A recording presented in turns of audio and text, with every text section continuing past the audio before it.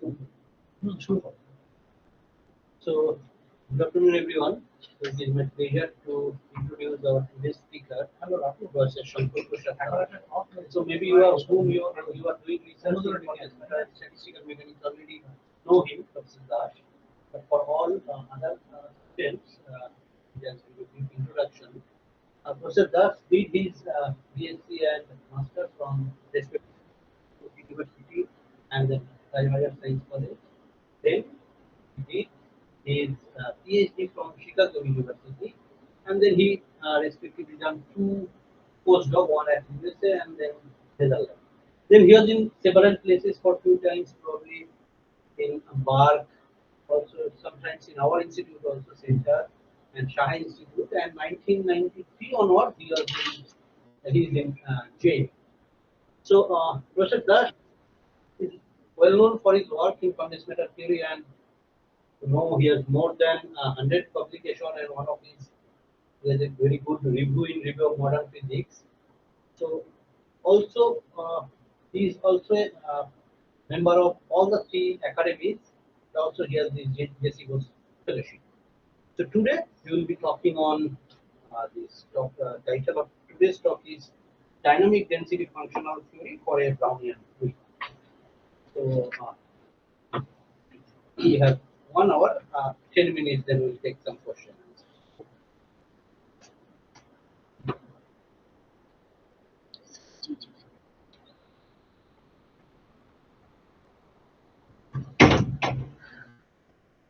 Okay. Well, thanks for the introduction. Just one little correction. We never went to Presidency University. Yeah. In those days, it was Presidency College. Uh, okay, so the title of the talk is Dynamic Density Functional Theory. Density functional theory, of course, is a well-known term, so most people know it. One other thing I try to follow in this lecture is try to be as little technical as possible, but being a theorist, this is a talk dealing with equations and ideas, dealing with certain physical problems. So I don't have any simulation to sort of show on the screen things like that. So it requires your attention when I follow the brief schedule. I sort of stop in the middle and try to summarize a little bit so that you get some idea of what I'm trying to say. Density functional theory is something people is generally familiar with. Now, generally, density functional theory in most cases is electronic density theory. What I'm going to talk about here is not electronic density. It's density functional theory as applied to classical fluids, which I work on. Classical fluids, gases, active matter, and all this. But so it's the statics or the equilibrium properties where it is mainly applied, but it has been applied also to study the dynamics. So it is that's why it is termed as dynamic density function for classical systems. And also the sense of the talk is not so much just density functional theory. Density functional theory is because you are talking or describing things in terms of a continuum field. So what I'm going to sort of more aim towards is to talk about generally field theoretic models that you deal with in condensed matter systems. You deal with the problem in terms of some continuum fields instead of when you have a bunch of particles which you are simulating or studying in a real experiment. You have discrete properties and how or why we sort of describe them in terms of continuum fields. What are the advantages and what are the methods to deal with that? This work, part of the work, the main part of the work I'm going to discuss is done with physicists, Akira Oshimori. Some work we started when I spent a year in sabbatical, not with him, but it just came out of some discussions. Now, in those days he was in Kyushu, now he's in Niigata, and right now we are working on some papers which are sort of touching. Part of the work also with Neil Yadav, he was my PhD student, he finished in 2018. So these are the main collaborators, but there are other things that I'll mention. So let me just go to the brief discussion of what sort of system. So you have passive systems where you have particles interacting to a two-body potential, the simplest sort of system. It can be Data Jones, it can be hard spheres. And they are generally Hamiltonian systems. Here I have given you some schematic sort of image of what sort of potential. It can have a repulsive part, it can have an atlantic part, which is like this. And these two adds to give you a potential. It can be different kind of power laws. There is Hertzian potential also. Then there are systems which are called more active systems. They are self-generating. That is, they have their own. They have their own mechanisms of creating free energy. The self-propelled nature of those particles. So they are non-Hamiltonian.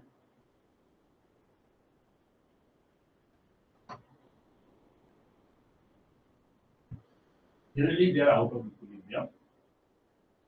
Now, symmetries and conservation laws play a key role in forming those sort of equations that I'm going to discuss. Suppose you have an isotropic system, then your variables are chosen accordingly, and then of course conservation laws of conservation. There can be other things also. Suppose you have a Brownian particle, which is much heavier than what its surroundings, so it has, by the very reason of inertia, its dynamics is slow. So you have in its dynamics the fast part and the slow part. So there are different underlying physical principles on the basis of which the equations I described are constructed. So that's one key thing that goes into this sort of model. Let me give some example. If I consider a system in which the dynamics is stochastic, the microscopic level.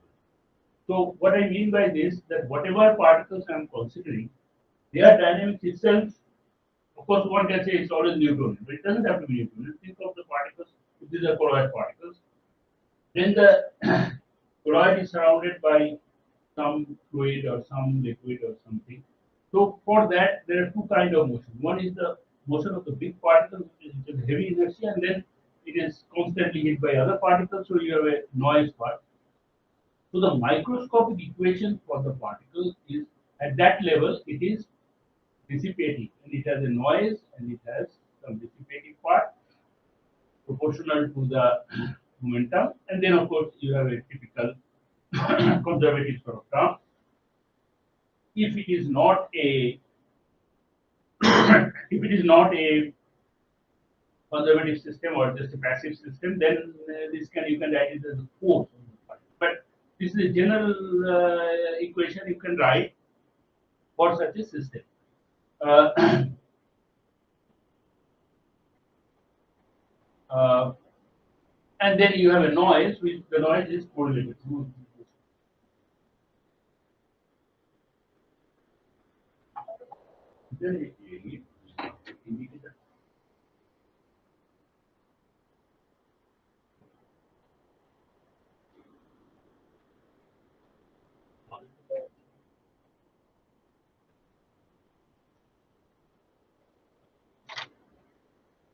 The pointer.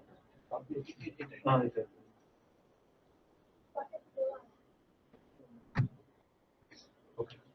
So you have the noise correlation, which is defined like this. So I have some relation between the dissipative property and the noise correlation. But remember, this is again just discussing. It's an equal relation. It is assumed that it has something like this. if the system is surrounded by something in equilibrium, one can write an equation. But it doesn't have to be like that. One can have different terms driving the system in different ways. But generally, the structure of the equation is like this. These are calling Fokker-Planck. This has nothing to do with Fokker-Planck equation. But it's just called Fokker-Planck because you are dealing with both the position and the momentum. That's the only reason calling it Fokker-Planck. Don't confuse it with Fokker-Planck equation. So the microscopic dynamics of each particle is Langevin equation, which is sort of general term used for a dissipating this. And so this is a stochastic partial differential equation.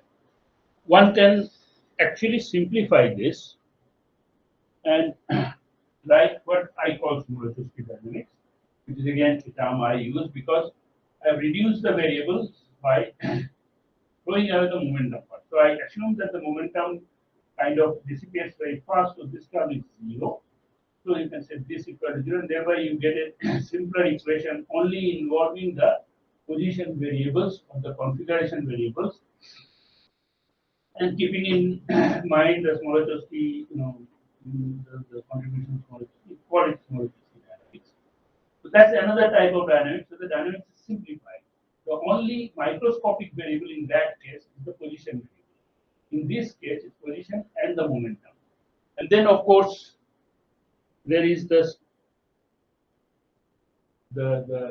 usual Newtonian dynamics, where the particles follow the Newtonian equation for motion. There, the dynamics is completely reversible as compared to the irreversible dynamics, and of course, it's deterministic, whereas this is stochastic. So there can be different microscopic dynamics like this. Then, in considering the dynamics of such systems, the general quantity that is looked upon in fluids or in matter or other systems is the conserved property. So the density, the momentum density, which are written like this. Now, remember that these are just definitions. Why it is defined like this? Because if I take this function, and this is not much of a function, it's a bunch of sum of bunch of delta functions, where these are microscopic quantities, goes from 1 to 10 to the power 23, and this is the momentum of the alpha particle. This is the mass of the alpha particle, which is assumed here to be same for all, which is an approximation for simplification. But you have equations of this form or definitions of this form, so that if you integrate this function, so-called function over a small volume, you will get the mass in that little volume, momentum of that little volume, and that's why they are called density and momentum. But one should keep in mind that this bunch of delta functions summed up, but one can show that if such properties are conserved, that means if I take an integration of this quantity over a whole volume, that has to remain constant, then as you know, that there is some kind of balance equation has to be there, and so you have a current and this. So this is the standard form of to satisfy the microscopic balance equation. Now a lot can come on what J phi, this current is. Here lies the crucial approximations or steps in forming the theory of the equations for such systems. So, for Newtonian system, you can construct those equations. It's quite simple, though painful, uh, in terms of those equations, like density. And this is like a stress tensor, which comes out to be things like this. And it is the form of this kind of equations that one uses. Let's say if you have a bunch of particles, you want to calculate the stress tensor from the simulations, then you use these sort of formulas over some volume and integrate it and get stress tensors. You can calculate the energy current. They all fall into this sort of this kind of balance equations. What about the yes? The Kaplan equation momentum was not conserved because the noise term. Not conserved noise. Yes, at the microscopic level. Right. At the microscopic level. You mean this? Yeah. So if I write it in this form, then it is not conserved. But if suppose this quantity is written with a gradient operator, so I have gradient operator hidden in it, then it will. So it depends on what the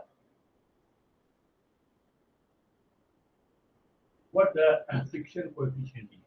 So then you can write this whole thing as your as a gradient. You can think of this being written as a gradient. If this have a gradient operator, then the whole thing can go into a gradient. So this is what we call conserved order parameter, non-conserved order parameter. Okay. So, so this is the story with Newtonian dynamics. These are fairly looking simple, but then you can see this sort of thing. You can do different approximations, but there's not much you can do with them at the level of writing down continuum field theoretic equations. These are discrete things and involves really microscopic quantities. Yes, if you are calculating try to calculate a quantity from data, let's say simulations of 500, 10,000 or something like that, then you can use these sort of formulas to calculate it. But if you want to form equations for density, not like this, but density being treated as a continuum field, then it's a different story. It's that sort of thing that I'll try to discuss. But let me first just indicate what is the case for stochastic dynamics. If the dynamics is stochastic, then you have an equation like this. I'm just taking the overdamped case, what I call the smaller dynamics. What one can show, and this is a very highly cited paper of 1990 by David Dean, that if it's a microscopic property, then you can apply the Ito's thumb rule for the evolution of this variable, and then you can show that so if this is the microscopic equation, remember this is just a reduced form of this equation. You have x alpha t, you can put it on this side and write h alpha in terms of u, and then you have a noise part which has some quantity. Now, if this has dependence on x, then this becomes a multiplicative noise problem. But if it is simple, then it is like this. You can put this equation in this form with certain identification of g alpha beta. But what Ito calculus says, and this also can be shown, that you can write any function y of this x, where what x is some function of y, doesn't have to be low. In this sort of the derivative of y will be like this. Because it is not stochastic variable, you can see this will be just this chain rule.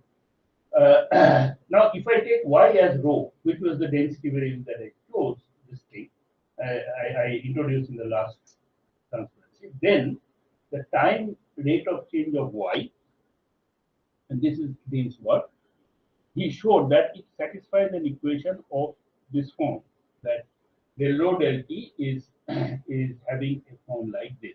Now you can see this is now an equation in terms of only the density, and it's an exact equation. There's no approximation in it. That given that you take this dynamics, it's an exact representation of the dynamics. In the sense, even if it was microscopically reversible Newtonian dynamics, you can write down Eulerian equations which are exact. It's something like this. So it is claimed as an exact equation, and the noise in the equation can be related to the microscopic noise to this sort of definition, and you get an equation of closed form in density with this, which involves the derivative of the U function, the energy, the interaction energy. If I assume it to be conservative system, if it is not, it will involve some product of the force times. Now, if this is the equation of force, then it is a closed equation in density, and this is quite important. Now, generally, what is done is rho is assumed to be some smooth function. It is simply just average density. But in principle, what you are obtaining is the microscopic density. I'll talk about this a little bit more in the next class.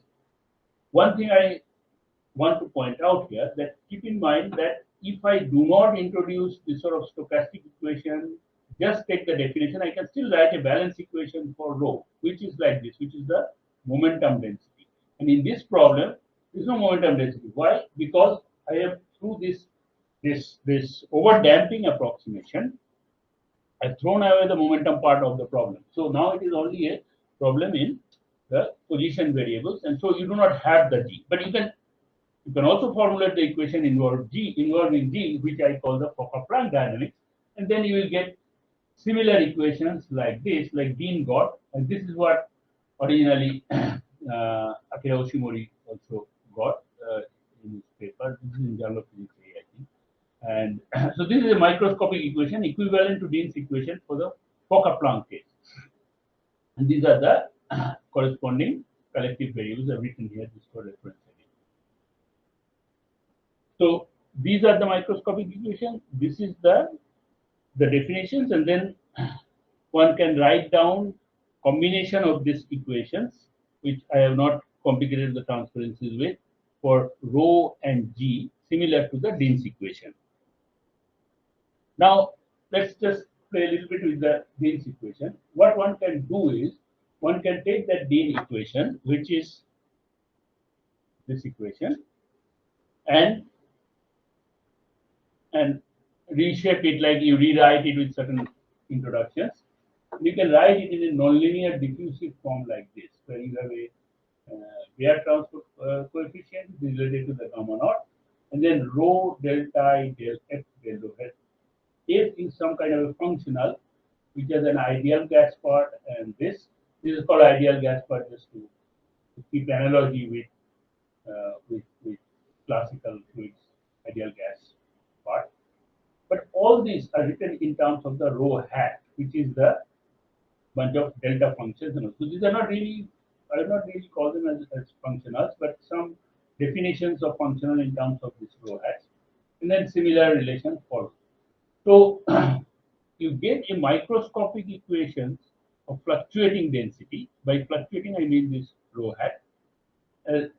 With the functional, this functional f, which has the Bayer interaction, the u in it. U is the Bayer interaction, because remember the force in the microscopic equation was derivative of u. So it's the two particle interaction in the system. So this equation is also exactly he claimed, or which one? this equation. Yeah, I mean, this is nothing but this equation. I've just rewritten this earlier equation. This one I showed you. This equation, if you just rewrite this equation, you can put it in this form. Here I have written d naught. Unfortunately, I have written there db, but they are same. But other than that, this writing is just a rewriting of f. If you take this f, take a functional derivative. You do the functional derivative without bothering about delta function, of course. You can tell me that I can't take a derivative like that. Yes, that's true. But if I take formally the definition and then write it in this form, then I can write the equation in this sort of thing.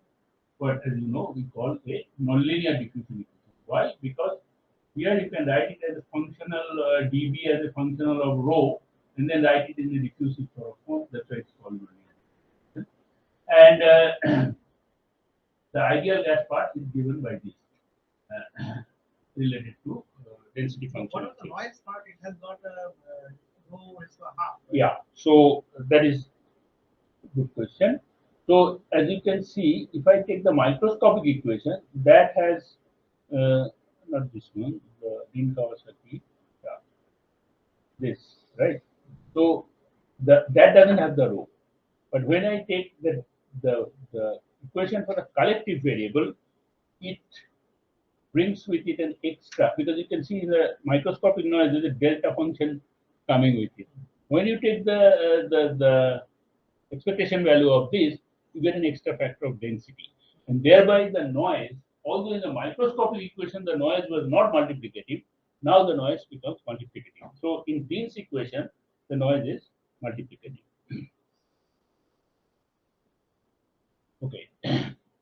So this is the key issue on this that we address, that density is just a sum of delta function here. So we need to take care of that. That we want to treat density in the way we treat it in a continuum field theory, hydrodynamics. That it's a function of space and time which has relatively smooth derivatives and all that. How do you get that? So this is where you force grain the equation. When did I start?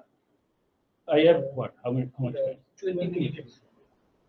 I have taken 20 minutes, or I have 20 minutes? You have taken only 20 minutes. So I have another 30 minutes. 35 minutes. Okay. So we need to force grain those equations. And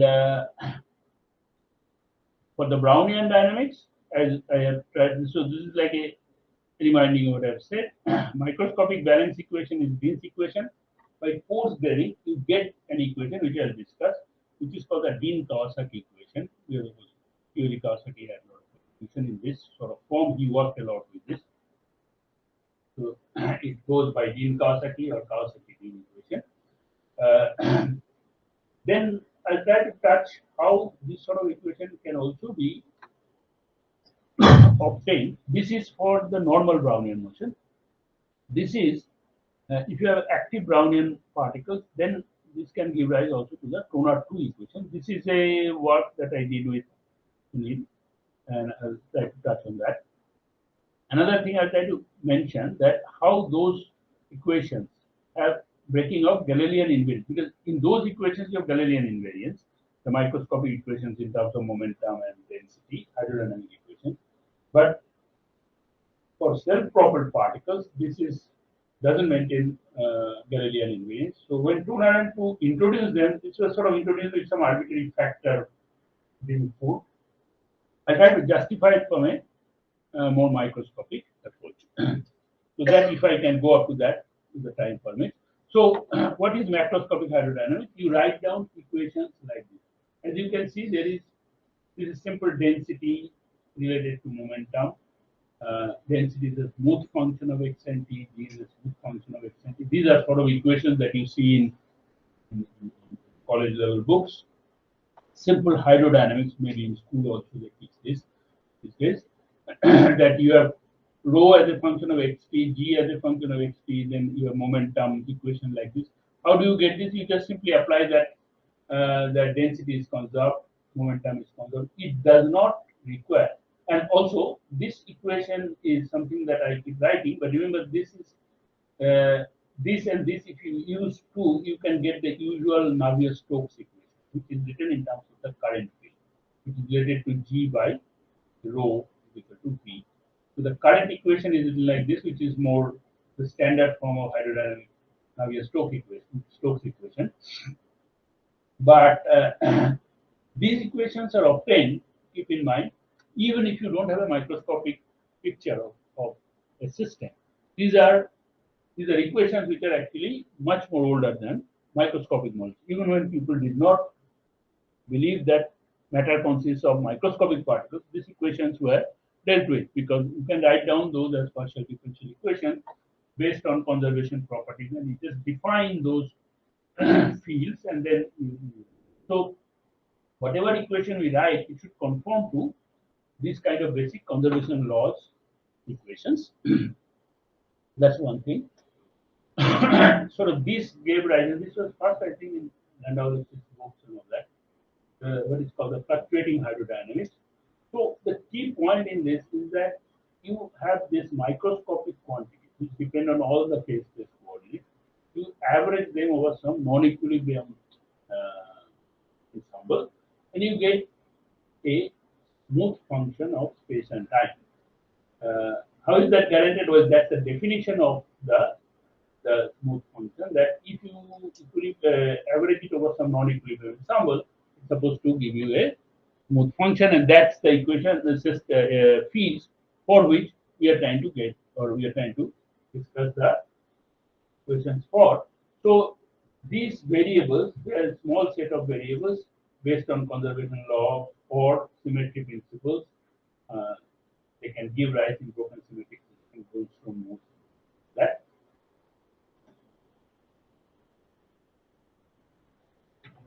Okay. Now the dynamics is now described in terms of the time evolutions of this continuum fields. So these are partial differential equations with noise, but those smooth functions and then calculation, correlation function, this sort of things can be calculated by averaging over the noise. This is one of the key reason actually, underlying reason that such things are very useful because if you write those fluctuating aerodynamic equations, you have a way to write down the correlation functions, the time evolution of the correlation functions, the nonlinear effects, and all that, which gives rise to theories like MCT and all that. So that's where the applicability lies. I'm not going to discuss the applicability, but I'll try to discuss how for the Dean equation you get the corresponding coarse grained equation. So first of all, you have noise at the microscopic level. Just to sum up again, and the microscopic balance equations are coarse grained to obtain the stochastic equations. uh, So this is what I'm trying to drive at. I just said this, but these are points to recall. First, you have the microscopic equations, then coarse grain it over a suitable ensemble to find out or construct field theoretic equations, which can be then treated with field theoretic techniques like Martin-Cegiaros and all these kind of models, where you can average over the noise and calculate correlation functions. So that's why one of the key advantage of that's where lies one of the key advantage of doing this kind of thing. So when you coarse grain, I said you average over a non-equilibrium ensemble, and generally what is done simply you average over the local equilibrium. So you replace, I stress the word replace the non-equilibrium ensemble by a local equilibrium distribution. How do you define it? Suppose you have a completely equilibrium distribution. This is sort of how you will write, right? It gives you an ensemble, beta A. So for each quantity, H, N, P, P is the total momentum, N is the not pressure. Here P is the total momentum, N is the number of particles, H is the classical Hamiltonian. So you get corresponding multiplying factor beta mu, beta v. V is the velocity field, mu is the chemical potential, beta is the temperature. So these are thermodynamic properties.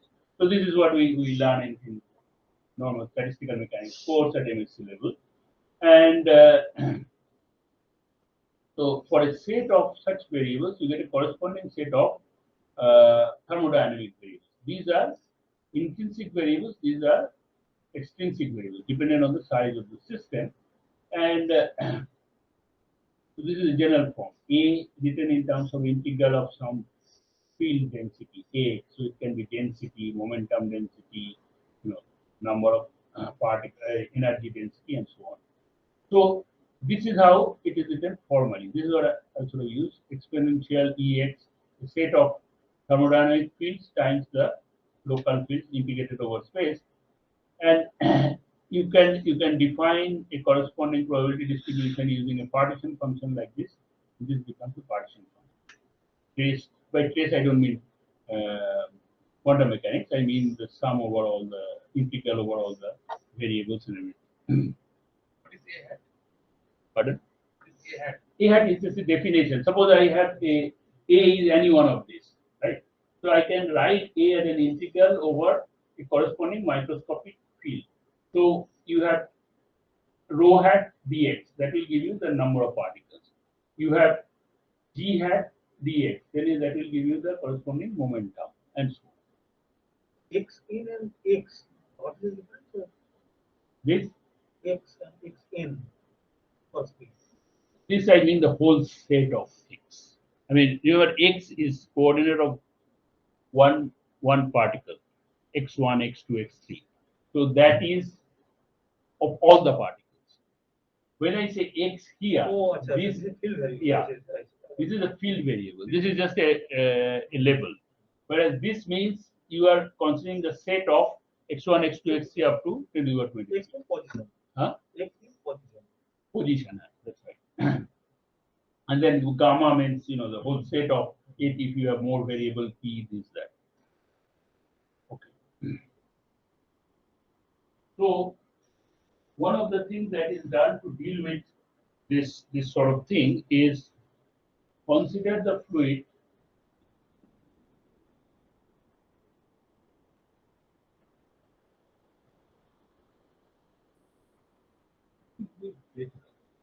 I bought it. Whenever I try to use it, either its battery fails or I forget it or something. Okay, so the equations are constructed by using a general trick that you consider the fluid from a locally moving frame and from the lab frame. to go into a locally moving frame or transformed equation, then you can write this in the prime frame. The idea of this was used by the Russian scientist that you can consider the fluids uh, from a locally rest frame. That is, there the system really looks like an equilibrium. You can apply all the equilibrium formulas. So one can look at the equations from this sort of frames, and then if you see, if you make this transformation from the microscopic variables, they are related in the two frames in this sort of way. So if you average the momentum variable in this thing, then naturally you will average this, and this will become zero because the system is symmetric in P alpha prime in the local rest frame, and so this will drop off, and you will get G as the current times the density, and so. So if you want to learn more about this, I'll say that you look at the paper. But using this sort of transformation of that, you can write. Now you can see.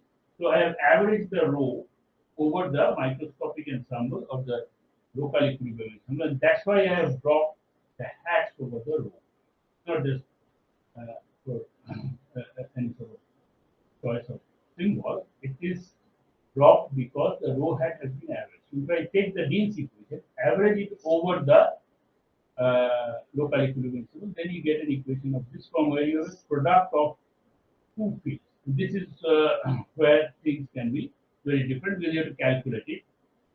So to calculate it, you introduce an operator like this.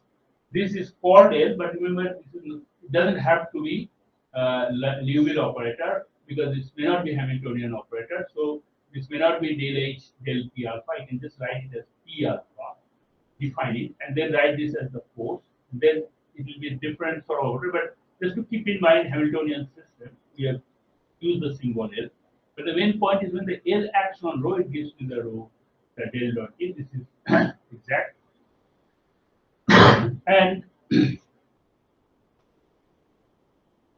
I can act it on G, and this is a little bit algebraic. Maybe it is not a bit less to discuss all this kind of details. If you are interested, then I will suggest look at the paper. This is typically viewed in 2013 actually, which movie. So basically, this two-point function you can replace in terms of this kind of momentum correlation, momentum density correlation. The only assumption you want to make is that the momentum density correlation has reached some kind of an equilibrium or whatever you call that, that it has reached some kind of temperature or thermalization. If you don't want to call it temperature, then one can say that the average velocity has reached some value. But if we use this sort of thing to define an equivalent temperature or average velocity of the particles, then this whole thing reduces to this sort of form: rho x delta I mu x, where mu x is the chemical potential of the system. Where the mu x enters to this. So if I now just use this and use it in the Dean-Kawasaki equations average form, I can write that equation in a much more simplified form. I just need to also indicate that the density functional theory, F is written like this, the free energy, Helmholtz free energy, and the chemical potential function is written as a derivative of F. So that is how I will replace the mu in the Dean equation, average Dean equation or Dean-Kawasaki equation. The noise part can also be written in a similar way, but the noise again has to be averaged over the local equilibrium ensemble, some Barth variables.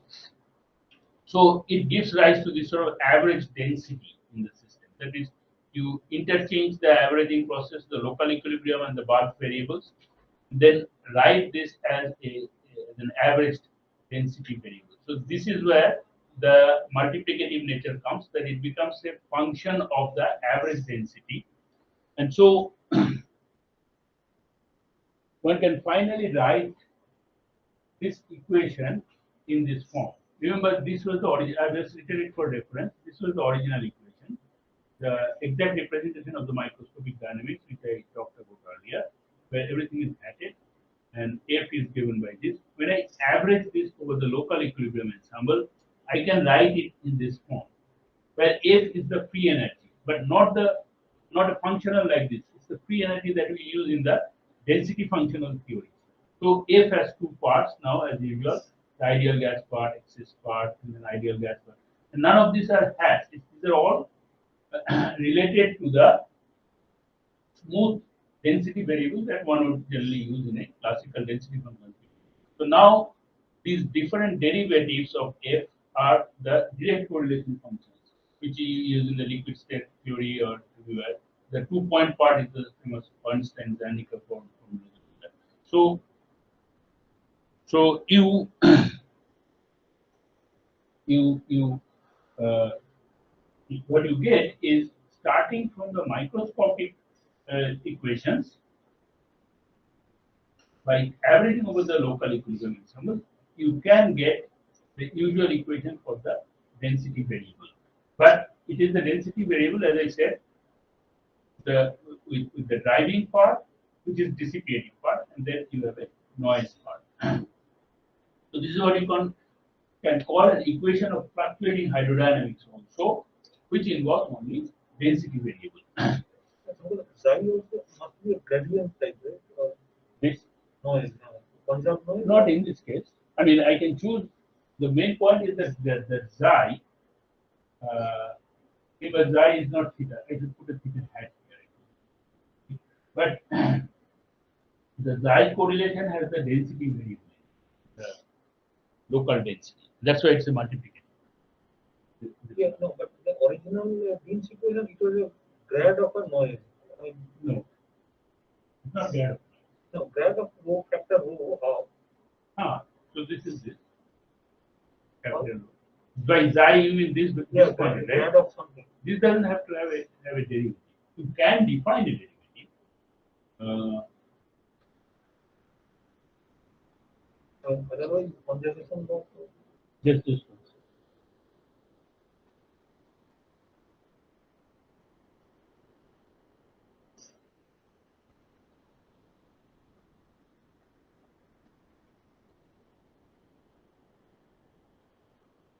This equation, right?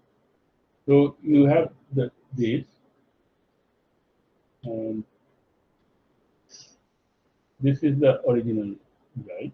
So you can write xi. Okay, you're right. This is derivative. You're talking about this derivative, right? Yeah, because it has to be there's a derivative in front of it, so it will be there.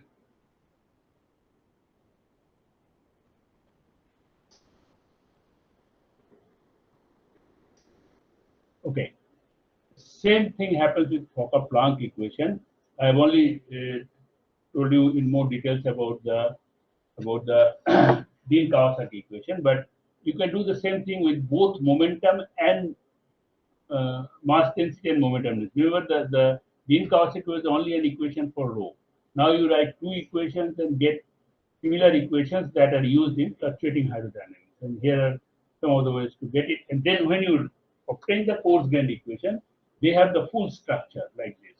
You have del Gi, del T, the Navier-Stokes term, and all the terms show up when you average over the microscopic equations, the exact balance equations, but not the Dean equation, but I would say the Dean-Oshimori equation, where you consider both position and momentum. So these things all work out nicely, and if you are interested, please see the paper. Here, I want to also indicate one thing. So far, I have only talked about Brownian dynamics. What if the particles have microscopic dynamics, which is Newtonian? So in that case, uh, fluctuating hydrodynamic equations have also been written, and they are generally of this sort of form. Here, if you start from this equation for Newtonian dynamics, remember for Newtonian dynamics, this can be obtained by introducing certain approximations because you do not have dissipative terms in Newtonian dynamics, so you introduce them phenomenologically, and then these are sort of like TDGL forms of equations. So for Newtonian equations, Newtonian system, you write similar equations. Then what Kawasaki showed actually that if you assume Kawasaki and also from Japan, Kyoto, also Munakata, that if you apply the adiabatic approximation or the overdamping approximation at the level of the fields, you say this equal to 0, then you can write the combination of these two equations in a form like this, which is very similar to the Dean equation, and that's why actually Kawasaki comes in this Dean Kawasaki. That you write this equation in this kind of form, which is very similar. Then you which you write in this kind of, again, nonlinear diffusion equation that we were talking about for Dean Kawasaki. So to get from for the Newtonian system, you need this adiabatic approximation or overdamping approximation. You need that anyway also in the microscopic level in the Brownian dynamics by going from Fokker-Planck to Brownian dynamics by doing this overdamping approximation. So in every case, the continuum equation looks sort of similar if it is only for the density field, and this is the structure, and this is what is called the Dean equation or Dean-Kawasaki equation generally in the literature. These can also be put in a form like this, that this is what we call the general TDGL form, that you can write the time wave. So suppose you have a set of fields which are called phi A, so we can consider a case with only the density or density and momentum. You can write them in a general form like this. Then if you just take the density as one variable, then you can see naturally there will be no current term because it will be involving this Q, which is the Poisson bracket between the variables. So if you have the only one field, the Poisson bracket between the same field is 0. So the dissipative part is the reversible part is not there. So you will get an equation only involving the this term, and this is like the Dean Kawasaki. So if you think of Lij as a thing with a double derivative operator form, it takes this sort of form, which I has to identify with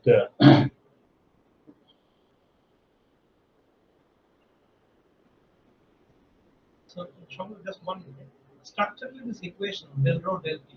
yeah. This looks like essentially modified Fick's law, right? Where it's a divergence of the rho of f. Yeah, you can Like a call thermodynamic force. you can call that. But there is some kind of effective force, Yeah. and it's an yeah. Something like that. Well, you see, these equations are like that. They conform to the more well-known form. But what I'm trying to show you is that they follow from really microscopic dynamics. That's the essence of all this. So, D naught is still the bare definition. Yes. D naught is related to that microscopic Single equation. particle. Single particle. So when you write it in this form, you are asking about this element, right? Yeah. So this is a general form. If you look in the early book papers of Alfred and these people, dynamic critical phenomena, when they consider the dynamics of a system in terms of fields, in critical phenomena, study of critical phenomena, continuum theory, the dynamics of the field is written in terms of a reversible dynamics plus a dissipative dynamics and then a noise. So this involves Markovian approximation. It can apply for magnets. It can apply for fluids. You can consider this sort of equation only for density and momentum both for fluids. For magnets, you can consider this the order parameter. So this is like an order parameter. You can consider it non-conserved order parameter. You can consider this kind of equations for crystals, for liquid crystals. Lots of work are done with this very nice paper by Martin Perdikerson, which started with that. Then huge lot of work, serum. In active matter, this kind of equations is used. So this is a general form. What I'm trying to say is that if you take only the density, then it takes this sort of form. If you take a description with all density and momentum, which I have so far described to you, it takes this sort of form. We have two equations. First equation, intrinsically reversible only. It doesn't have any dissipative part. And then you have the momentum equation. So this is the fluctuating hydrodynamic equation. It is this equation from which mode coupling theories. All this can be obtained for glass. These Fluids, are connected to transport coefficients. it is done. It's transport. And here the L naught is written in even a scale form with mu naught.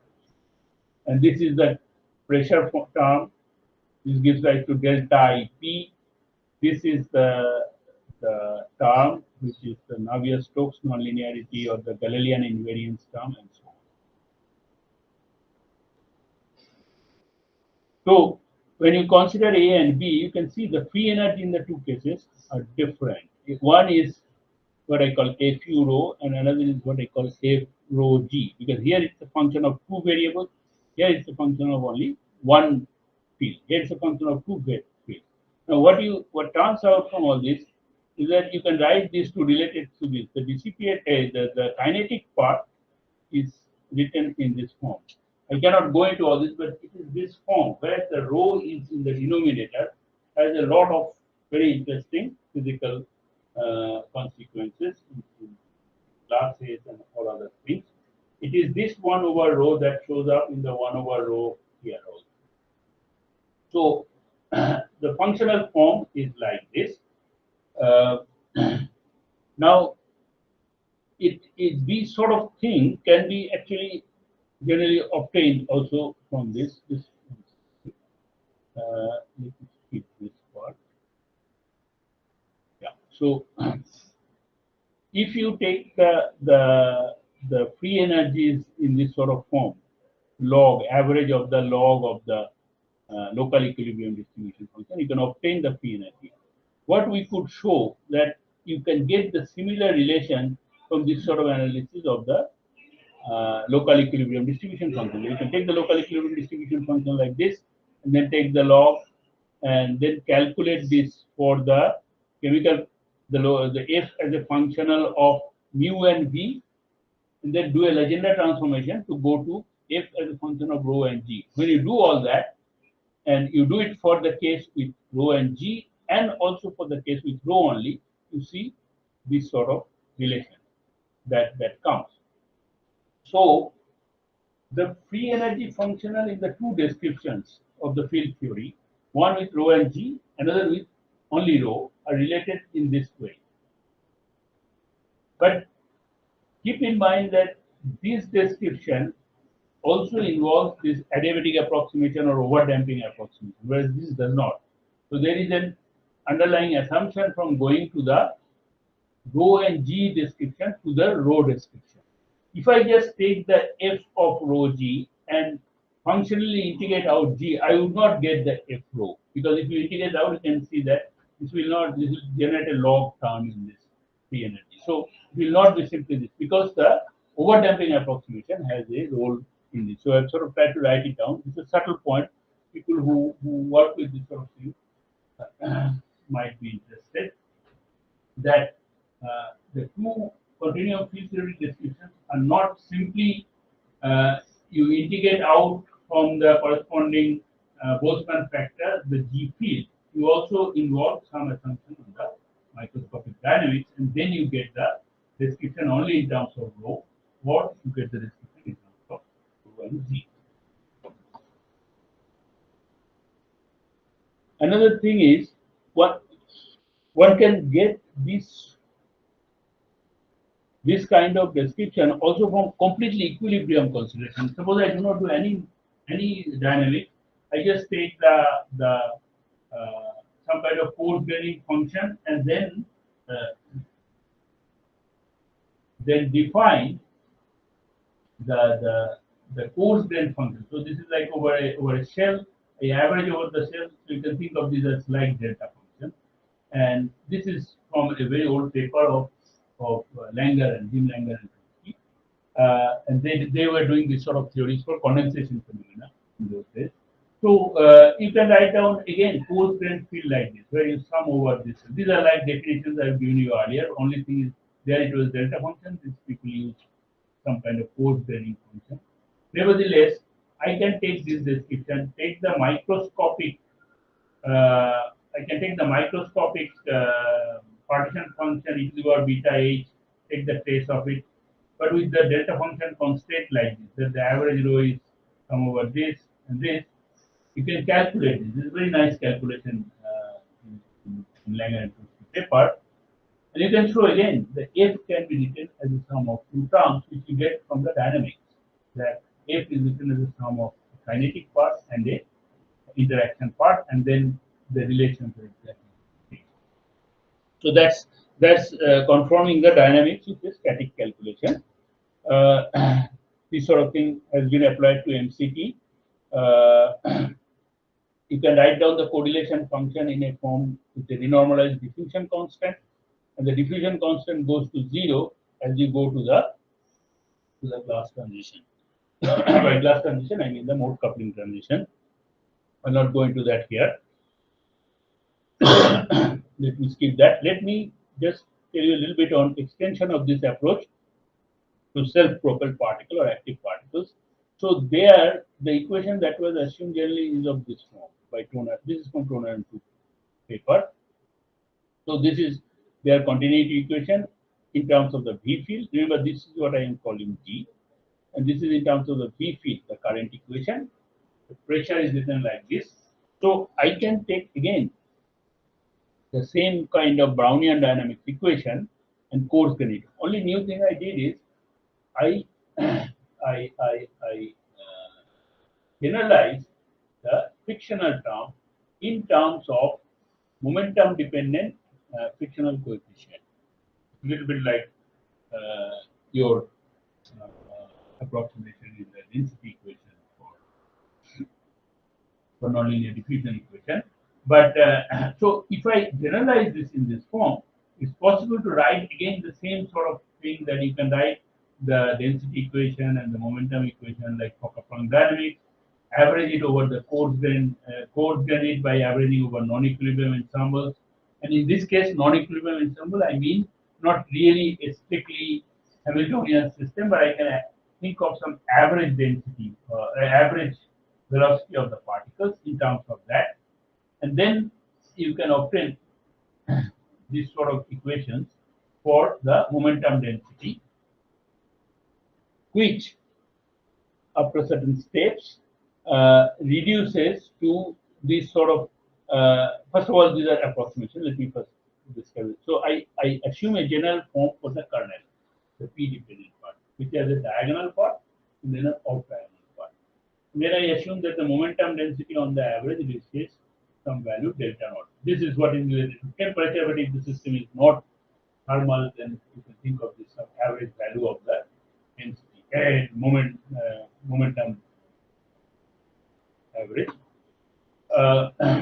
The diagonal part, I can assume a simplest form in terms of momentum variable like this, and then the off diagonal parts and all that. So if I put all this form, then there is a static part or symmetric part this which can be written in this form, and then there's an antisymmetric part. The dissipative part can be written in terms of gradient expansions, typical things done in hydrodynamics. And then we can obtain the coarse grained equation, similar sort of coarse grained equation I showed you for the passive system into a form like this, which is the Toner 2 equation. This equation is almost same. There are certain nonlinear terms which are a little different as uh, this Toner 2 equation. Those of if you are interested more in this, look in the 2018 medical review paper. That this equation you can obtain. But this is starting from which dynamics? Huh? Starting from which dynamics? Microscope? Microscopic dynamics same as so. This is what I'm calling active Brownian equation. That I took this equation. So you can see the dissipative term is more general. Okay. So in the earlier case, this would be just a constant. Now it's a matrix form with a momentum dependence, and I put the momentum dependence to get it in this form. So by bringing in momentum dependence in the equation, you can obtain the active matter or the Toner 2 equation. This is in 2018. How do you generate that middle point, alpha naught minus beta? This came from the, this is what you're asking is technical. This came from when I take this thing, right? This is the dissipative term. Then I assume it to have a diagonal part and an off diagonal part. It's the diagonal part that gives rise to this. Now you might say that how do I know what is its value? That the theory does not. That you have to do in specific case and all that. But I'm trying to show that if I start from the sequence, then I can get it in this form. Now obtaining these sort of equations from microscopic has also been done by these people, Bartin, Ramasamy, Srodha, and others. What they do, they take the other way of doing hydrodynamics from those equations. That is the Boltzmann equation approach. You take the Boltzmann equation, you average it, and then do it. How much time do I have? 5 minutes. So that's another way of doing it, and it has similarities, but this is not related to any dimensional issues, whereas this is done in 2D. So what they showed here, that it's the friction between the two surfaces in this active system that plays a key role in having the Galilean invariance and all that affected.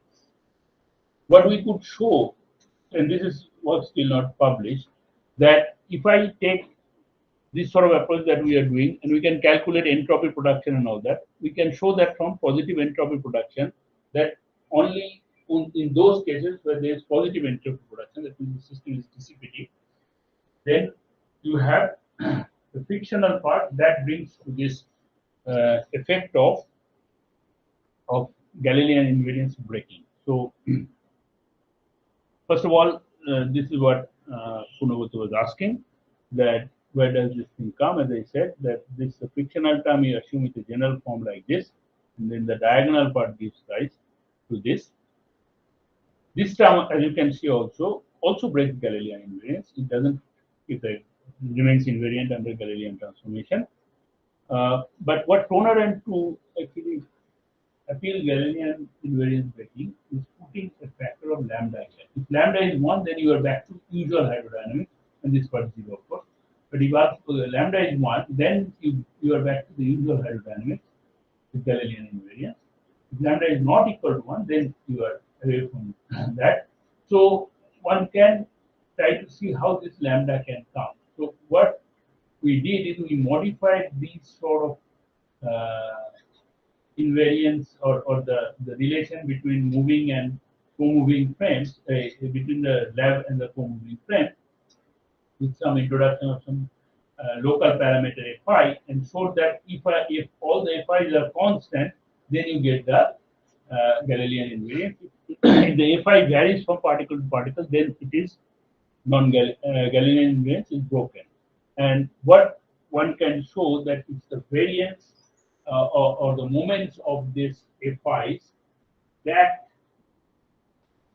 relates to the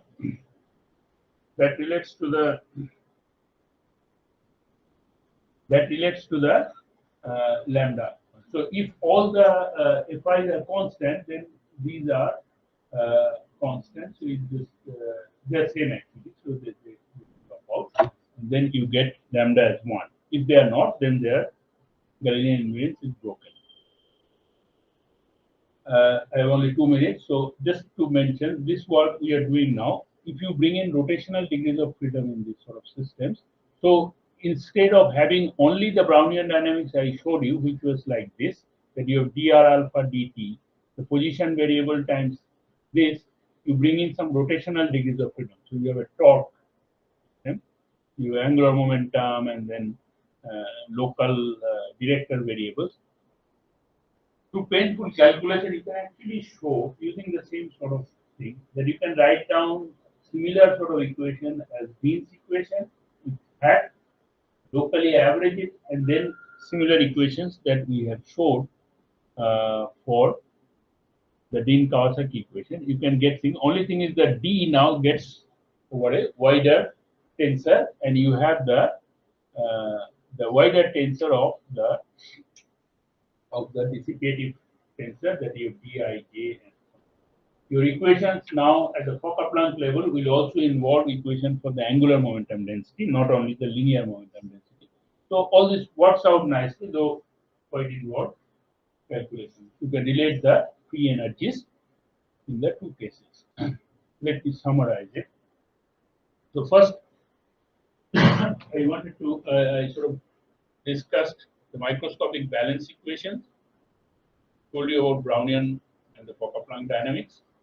Then just try to give some impression of the coarse graining of microscopic equations by averaging over local equilibrium ensembles.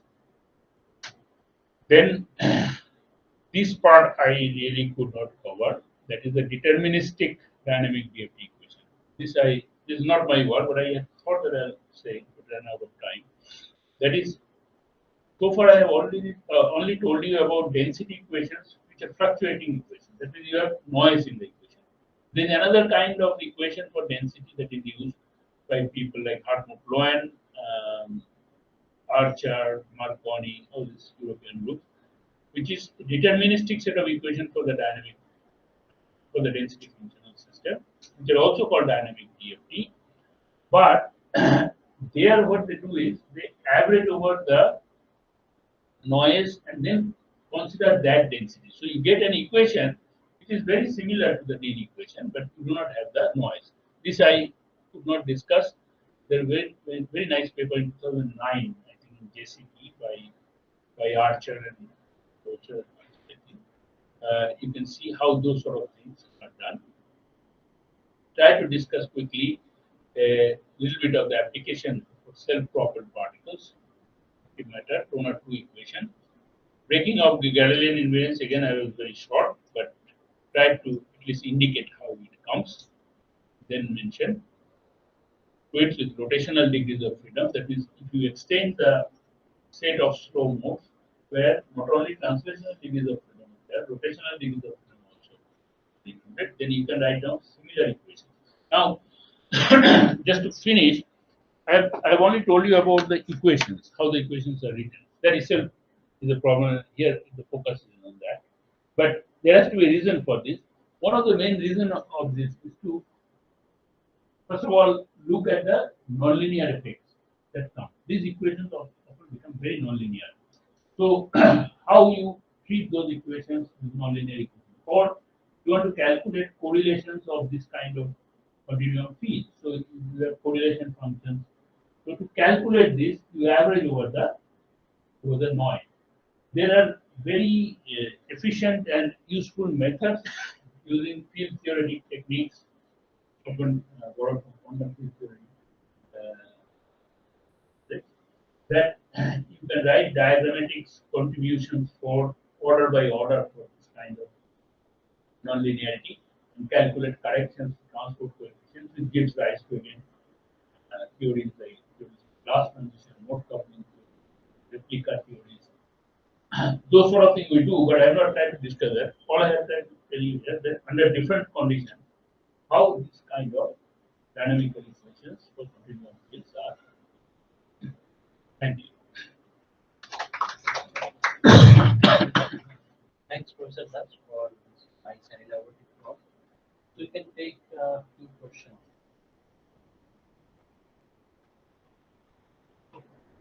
When you are calculating the local average, then you are defining the probability values. So there are that involve the corresponding thermodynamic intensive thermodynamic forces. Yeah. How do you actually in practice can calculate in such models? So what do you mean by actually calculating? What is that is done is you have a situation where the system is not in equilibrium, right? You take the corresponding equilibrium and borrow that idea. Suppose you have a system in which you do not have is absolutely strict inequilibrium. So density is constant everywhere, right? So you have chemical potential, which is a function of only the whole system, just one chemical potential, one temperature, one velocity. If there's a so these are all constants. Now, if you think of as if there are small areas in which locally the fluid is equilibrium, then you generalize this, write down local equilibrium function, where instead of having constant temperature, you build in a temperature dependent.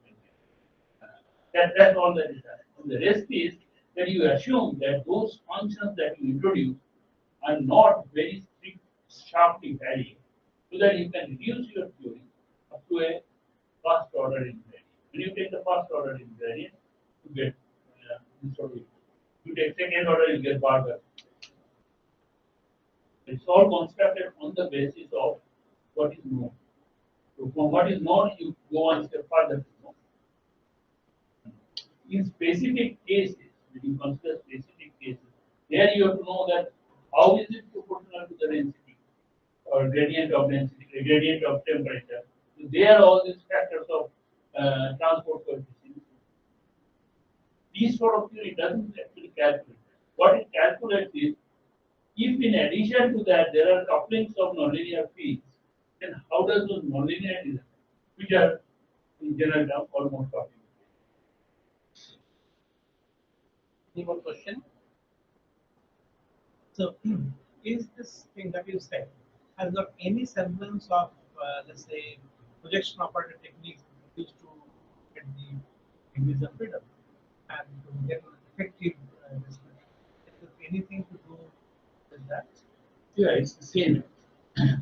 It's the same. Only thing is that's called the Moore's one zip projection. But now, you see, when you do that, that's an abstract projection operator. You take a projection and then you project the system to two parts. One is the projected part and the reverse part. Here you can see you are doing similar sort of thing. You are projecting in the space of slow variables. Now, this is where Morris 160, when you write, you just arbitrarily define a. You do not say why it is slower. You define it, you define the rest of it. And then you can write down the equations just from that identity that P plus Q is equal to 1. That is, the projected and the transverse part is equal to 1. You can write down formal equations for this sort of thing. But if you go into it, there are very nice papers of Brownian that you really want to close them down to closed equations like this, then you have to do approximations of the memory function. And that is similar to this. Only thing I would say in this case is more controlled. You have a controlled way of doing the approximation. You can go order by order in loop theory. There you say, well, I just replace the 4-point function by 2-point function. But it's the same. But I think that this has a better control over the theory, that how the different nonlinearities will affect and all that. And I can go on talking about that, but there are many examples of that already. Thanks, Professor. That's once more. Online question? No, no, there is no online question. I've checked. No, maybe you ask. Yeah, from online, any question is there? I have one question. May I ask? Yeah, sure. Please go on. Yeah. So I had actually two questions. So one was whether in the fluctuating hydrodynamics equation that you're getting, the noise remains multiplicative, or is it just the noise strength is only a function of the non-fluctuating average density? Let's say even in the Dean's equation problem. Yeah, the two things you said, when you say Dean's equation, you're talking about a specific equation, right? So in that case, yes, the noise remains multiplicative. The noise is multiplicative. Originally in the microscopic equation, yeah, you can call it noise is multiplicative. So if it is Dean's equation, yes, noise is multiplicative. By Dean's equation, I mean the equation only in terms of the density. But if you do the equation in terms of density and momentum density both, you can hear me, I hope. Yeah. If you do this in terms of density and momentum density both, then you do not have multiplicative noise. You have only simple noise.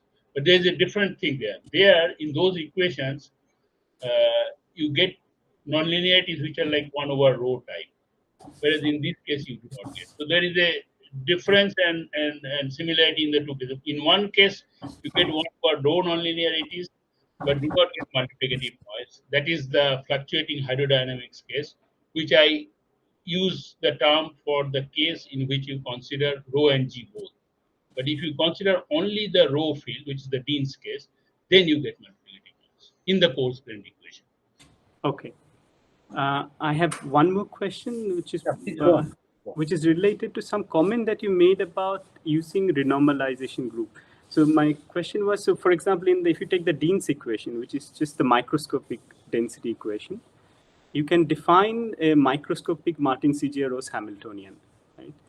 And is there any work which would do some kind of RG scheme and show how does this microscopic Hamiltonian would flow to some effective Hamiltonian at the coarse grain limit? Well, the answer to that question is, first of all, I think I said renormalization. I did not say renormalization group. Maybe online you didn't get it. I did not use the term renormalization group. I said renormalization. So what I mean there is that if you want to renormalize the transport coefficient, I mean, it seems you know those things. So I'm going a little technical, that if you renormalize the transport coefficients, that you can do using this kind of models. Okay, like let's say the mode coupling terms, you have the first order term, second order term, and so on. Renormalization group is a different thing. There, of course, yes, what you are saying. This kind of calculation, the most basic of it is the Foster-Nelson-Stephen that you most probably know, which was done in the turbulence case. And then I think Raman Goldstein and they also have done sort of models with renormalization group.